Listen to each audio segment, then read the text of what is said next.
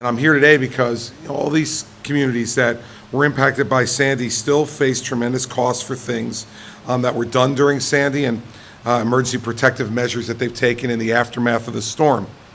So here in Toms River, for instance, many residents were rescued, temporary shelters were set up, hazardous areas were barricaded, and a seemingly endless amount of sand and other debris from the storm was removed from neighborhoods all across this town. At the time, local governments were reimbursed by FEMA for 90% of the costs and had to find a way to pay for the remaining 10% of the costs. For a number of communities, that 10% match started to creep close to and even exceed $1 million because of the sheer magnitude of their storm recovery projects, resulting in a financial burden for local governments and, by extension, a burden for the local taxpayers. Rather than have property taxes increase in these hard-hit communities, the state stepped up to cover these costs through the FEMA non-federal cost share match program.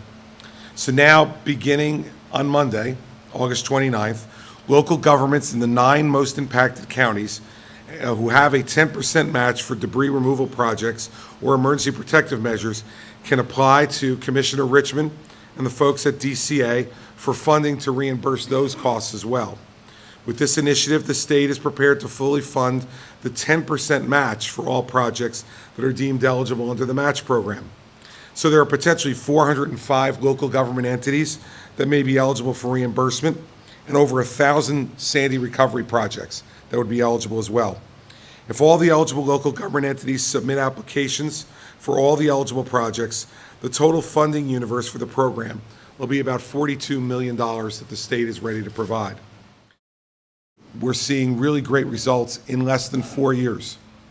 When you look at what's happening in Louisiana today, the contrast of what happened post-Katrina and that many of those communities post-Katrina have still not recovered from the storm in 10 going on 11 years.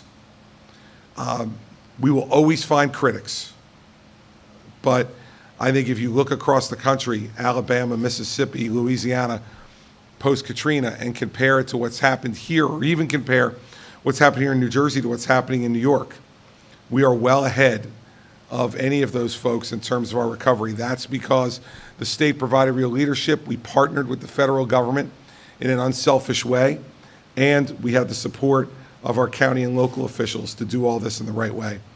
So I'm really proud of what we've been able to accomplish here.